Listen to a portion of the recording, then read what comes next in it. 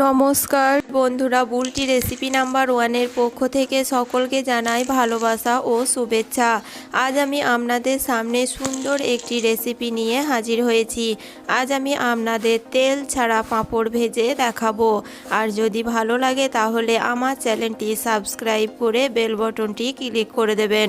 চলুন আমি এখন আপনাদের তেল ছাড়া পাঁপড় ভেজে দেখাই।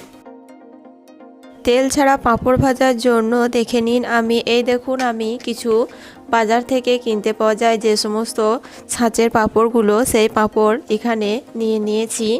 আর এখানে নিয়েছি 1 প্যাকেট লবণ। এই লবণ দিয়ে আজ আমি আপনাদের সুন্দর করে যে পাঁপড় ভেজে নেওয়া যায় তাই আপনাদের আমি দেখাবো। প্রথমে আমি গ্যাসটি অন করে গ্যাসের মধ্যে একটা কড়াই বসিয়ে দিচ্ছি। এই দেখুন, এই কড়াইতে এখন আমি যে 1 প্যাকেট লবণ নিয়েছি সেই লবণগুলি সব দিয়ে দিচ্ছি। এই লবণ দিয়ে আজ আমি আপনাদের সুন্দর করে যে পাঁপড় ভেজে নেওয়া যায় কত সহজে সেটাই আপনাদের আমি দেখাবো। কড়াইতে লবণটা দেওয়ার পর এভাবে খুন্তি করে সমস্ত লবণগুলো নাড়াচাড়া করে ভালো রকম করে গরম করে নিতে হবে। গরম কিন্তু যদি কম হয় তাহলে পাঁপড়গুলি ভালো ভাজা হবে না। তাই আমি নাড়াচাড়া করে লবণগুলো ভালো রকম গরম করে নিচ্ছি। এই দেখুন আমি 7 থেকে 8 মিনিট নাড়াচাড়া করে লবণটি ভালো করে গরম করে নিয়েছি। এই পাঁপড় এখন আমি এই লবণের মধ্যে দিয়ে দিচ্ছি।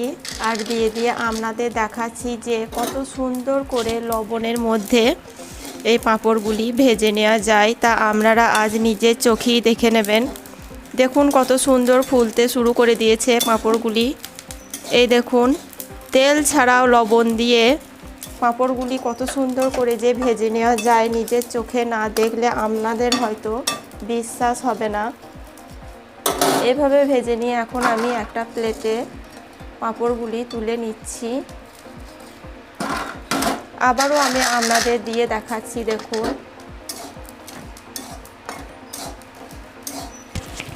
এভাবে নাড়াচাড়া করবেন পাঁপড়গুলি দেওয়ার পর, আর সুন্দর করে দেখবেন সমস্ত পাঁপড়গুলি লবণের মধ্যে ফুলে ফুলে উঠবে। আর যখন সমস্ত পাঁপড়গুলি ফুলে যাবে তখন এভাবে একটা ঝাঁঝরার সাহায্যে পাঁপড়গুলি লবণ থেকে সব উঠিয়ে নেবেন।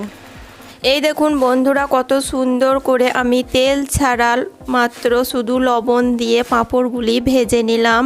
আপনারা অনেকেই আছেন যারা তেল খেতে পান না বা পছন্দ করেন না, অথচ পাঁপড় খেতে ভালোবাসেন। তারা আমার এই রেসিপিটি ফলো করবেন আর এভাবে আমার মতো করে লবণ দিয়ে পাঁপড় দেখবেন অনায়াসেই ভেজে নেওয়া যায়। এভাবে ভেজে নেবেন আর কেমন হয়েছে আমাকে কমেন্ট করে জানাবেন।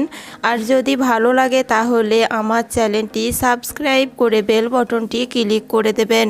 সুস্থ থাকবেন, ভালো থাকবেন, ধন্যবাদ।